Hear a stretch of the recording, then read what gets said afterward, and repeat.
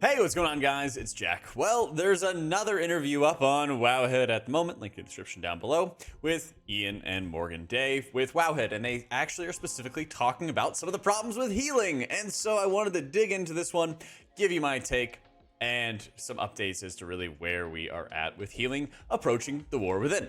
So, the question Wowhead posed was, we saw some late expansion changes to healers in Dragonflight, and healing has been mentioned as being a problem.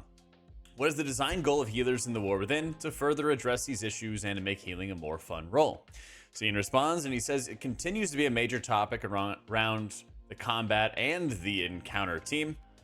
Those are two sides of the coin here.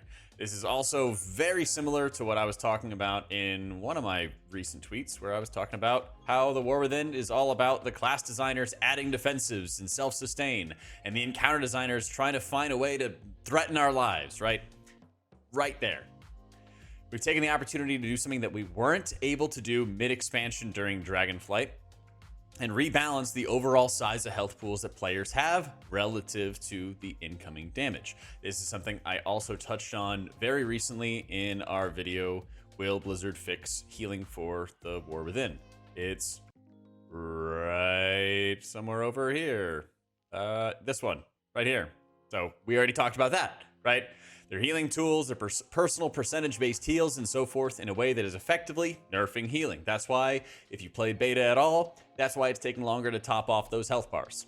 It's always one of the paradoxes of the debate that nerfing healing sounds like a bad thing. And again, I've reiterated this a million times. It sounds like a thing that should make healers unhappy, but reducing the relative power of healing in this case, as players have done a great job of highlighting, has improved healer gameplay overall because it slows down the pace at which healers are emptying and refilling health, and more triage and decision making as to where your healing is going, as opposed to a world where players can top others off in a single GCD. Then the only way to threaten players' lives is by damaging them even faster than that, or creating situations where healers have to react, or players have to preemptively use defensive cooldowns in order to survive. This is also something I talked about in the very first video I made about this topic over a year ago. This is from April 5th, 2023. So one of the clips I'll show you right here is that they have to make healing extremely bursty as a response. And so this means that healers are able to bring you from 20% life to 100% very quickly, and then going into more and more burst effects. So if a player is getting hit for 80 or 90% of their life from an expected AoE hit, then if they're at 80 or 90% life when that hit goes out, obviously they're dead. So there's increased pressure for the healers to keep everybody at 100% health all of the time, no matter what. Right. And that's something they say that they're keeping a close eye on over the course of raid and dungeon testing on beta. Well, if you have seen raid and dungeon testing on beta so far, the damage still feels extremely bursty. So what are they going to be doing about it? They say we're also looking at players self-healing and its proliferation across specs and roles. Again, another thing, I won't show you this whole video. It exists. It's in the description. I'll link it as well there. Something I've talked about for over a year now, right? I think the team is in the process of looking at the leech stat and making adjustments to the output it delivers, because that's often just the passive self-healing that people are bringing to an encounter that makes encounter designers have to add unavoidable pulsing damage to offset it. So this seems mainly like a raid thing. Now, if you're a raid healer, then great. If leech is a little bit less effective, that might help somewhat. But if you're an M+er, you know just as well as I do that leech is not saving anybody's lives. Leech is not the difference between burst damage and, steadier damage patterns that you have time to top off. Right? We'll see. At which point, let's take a step back and manually disarm here and let healers be again in the spotlight. It's also fascinating for the team looking at Classic, and this is kind of where I won't read all of this. Basically, they say, oh yeah, there's different areas of the game. At times, it's interesting to see how it was back then. And at the end of the day, we want healers to be responsible for the health and well-being of their parties, assuming the tank thing keeps keeping things under control, right? They should be powerful in their ability to save and correct mistakes the group has made, but also that they're not spinning so many plates at a given time that if they make a single mistake or take a breath, something's going to collapse. Well, I think, especially from hearing from you guys, let me know in the comments as well how you feel. I think that's how a lot of healers have felt for the entirety of Dragonflight, and I don't really know if we're having those changes, at least yet, in beta. Throughout this interview and all of the interview, they say that they have more things coming up. So here's me asking, like, we need to see them. We need to start seeing these changes happening soon because the expansion is on the way. That's a space they're continuing to navigate. Testing continues. Healing stats and breakdowns are something the team's looking at every day. I like that they're talking about it, right? I like that they're talking about it, and we'll talk about this next bit in just a second. But I really want to see some action, and I really would like to start seeing some changes coming up. Wowhead's next question is that many content creators, have been talking about a defensive creep in the game, and many hero talents add more defensive power to classes. The delta between players who do use defensives effectively and players who don't seems to have gotten very large, leading to a very large delta in damage taken and survivability, sometimes even removing the need for healers altogether. We saw that in Season 1 of Dragonflight with Prop Paladin's off-healing capabilities. We saw that in Season 3 of MDI, where people were just straight up not bringing healers to over half of the dungeons in the competitive environment. And there's plenty of high key runs people have done without healers across this expansion. So they ask, do you feel like defensive creep is real, or are there any plans to do anything about it? So they say, hey, it is real in some forms. I think objectively, Dragonflight and the talent system added the ability to opt into more hybrid utility, defensive, and self-healing tools for DPS that may be part of hybrid classes in particular. On the one hand, there's some cool fantasy there, and underscoring the utility options that are available to a class, and the fact that the solution to every problem shouldn't always be damage, even if you're a damage dealer. And I get that, and I get what he's saying, where you want to make sure people have other side utility aspects that are going to be beneficial to your team, so you can kind of like flex into something different. But when it gets to a point where everybody is so freely able to take these healing options that are so powerful to sustain you, then one, encounter designers are going to tune the content around you having that defensive power, and another, it means that there's not really a sacrifice and you're not giving up something to get this healing. It's that it's very easily accessible to be able to take. Which is interesting, especially if you look at some of the class trees and how difficult it is to take some healing options. There's a lot of value in world content and smaller group content. Certainly delves in the War Within to having those tools and really being able to manage your own survivability better. So I get that. So he argues from two different angles. One, it's the fantasy that like you're a ret paladin, but you at least got some heals, right? The other side is that it's just nice in world content that you're not just sitting and drinking water to top yourself off, right? 100%, fair points. At the same time, I think we're also keenly aware of the pressure that places on encounter design and on healing at the very high end, where we need to assume the players are making use of all the tools, and there's a point where if having a defensive means that all the encounter designers have to hit you harder to assume you're using it, having a defensive isn't necessarily making your life easier or better as a player. In some ways, it becomes a little bit of a tax, right? The assumption that we have given you these tools assumes that you're going to use it. Well, I can't tell you how many times I've seen mages with their 50 defensives not perfectly use all their defensives. And hey, it's no surprise. The more resources you pile into people, the larger of a gap in performance that you're going to be able to get as a result. I got the opportunity to play with Echo in Beta M Plus last week. And oh my god, it was insane how different of an experience it was having a group that is winning MDIs multiple times, kicking, stunning, stopping, using all their defenses perfectly, versus pugging. And there's nothing wrong with those pug players. That's going to be the average player. And you shouldn't expect the average player to be perfectly using all their defensive resources. But if you're tuning the game, especially when it's really difficult to have like a default baseline level, and Mythic Plus, which infinitely scales, it's really noticeable as a healer when your team is not using their defensives.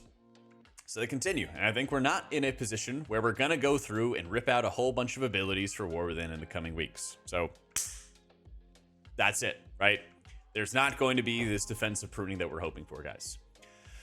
I think we are looking at what an ongoing disarmament might look like. Now, that seems to me like they're planning for it, and that they've finally reached a point where they're going to plan for it and how they're best going to do it. They say, I think it's important all players have some outs to situations, tools they can use, but they shouldn't have so many that we're assuming that one is always up, and they shouldn't be so potent or so frequently available that they're overshadowing the contributions of a healer to keeping you alive in a group setting, right?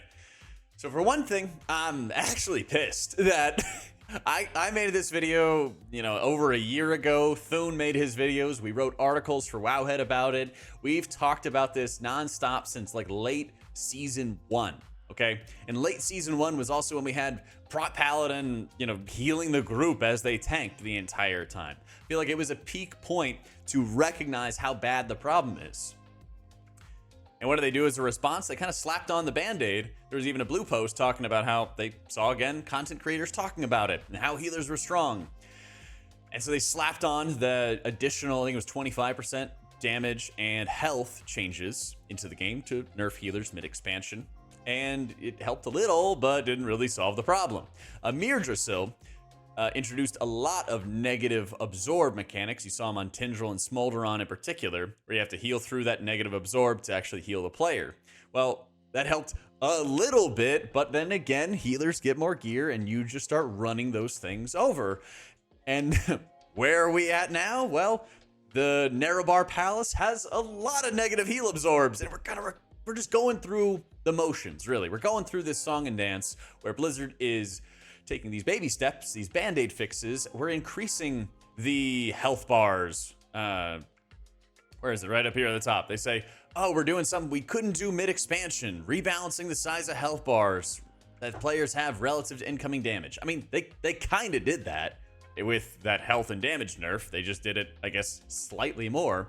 But when it comes to a player's like survivability, it's not only their stamina, it's also their defensive power.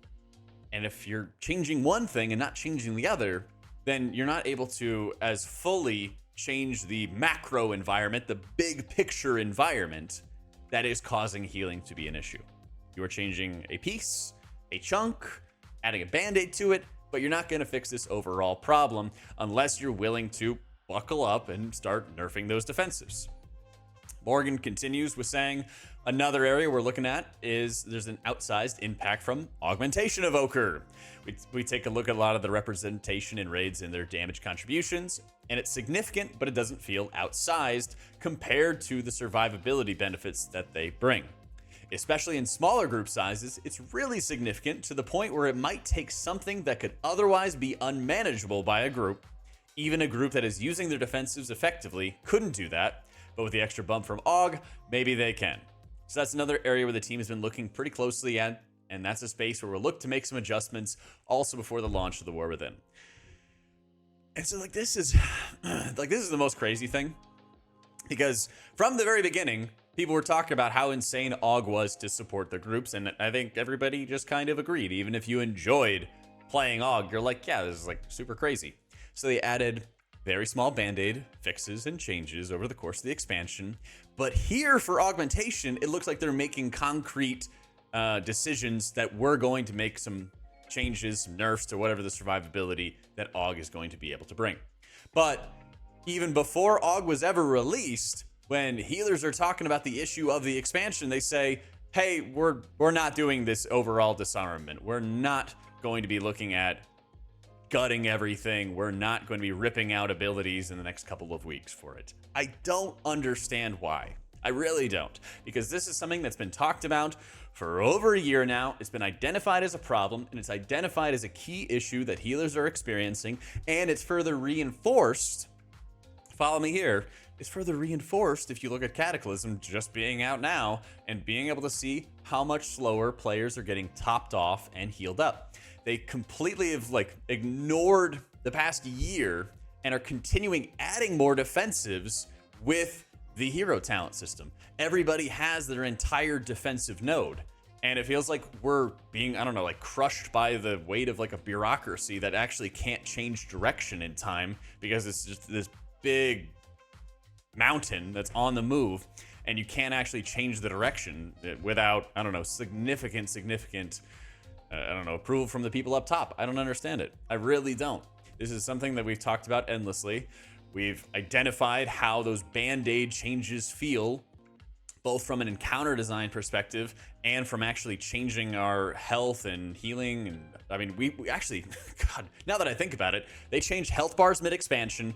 They actually changed healing kits mid-expansion. They changed self-healing tools mid-expansion. I mean, look at shamans, right? Shamans, did you think your output cooldowns have had some changes mid-Dragonflight? Yeah. Has stamina changed mid-Dragonflight? Yeah. Has hybrid utility changed? Yeah. You know what hasn't changed? The defensive resources. And if we're still having these issues with healing and we know what's causing it, but we're not ready to go after one specific piece of it, how can we actually hope for long-term changes towards things that we really want? Personally, I just don't think this is acceptable as a response to say we're looking at it, we're thinking about it, we're talking about it. Because we, as a community, have been looking and thinking and talking about it for an extremely long time. I recognized, and a lot of other high-end players recognize that, hey, they're not going to just change this overnight. Maybe the War Within is going to change it. And now they're saying that we're not going to have this disarmament in a couple weeks before the War Within comes out. I really don't know what we as a player base are supposed to do to offer feedback about a problem if they're going to agree with the problem, but because expansion's coming out soon, I don't know. Do they not know in time? Were they not aware of it in time? I mean, why are we adding more defensives on top of it with the hero talents? I don't know. I'm at a point where I really enjoy most of the healer's gameplay in the War Within. I've been playing it maybe more than most other healer mains, really. Playing all the healers, testing everything out. I really like how a lot of healers play. But I really don't like this overall macro environment where you're bursting people up, and every healer I feel like I have to be proactively pre-casting abilities before damage lands so that they can land the second a hit comes so I can push their health pools back up to make sure that they stay safe. I don't really like that at all. I feel like I've been very clear about my feedback. I think a lot of other people have been clear about their feedback too, and I'm just frankly disappointed. I think that when players are asking to be heard, they also want to have the expectation that when there is an agreement between the players and the developers, that action can be taken in a reasonable amount of time. And I think that that has just not happened, frankly. And it's disappointing. I really want to enjoy the War Within. I have a lot of things I'm excited about for it, but this stuff really just kind of bums me out, quite frankly. Let me know what you guys think as well. If you're enjoying this video, be sure to subscribe, all that good stuff. I'll see y'all next time.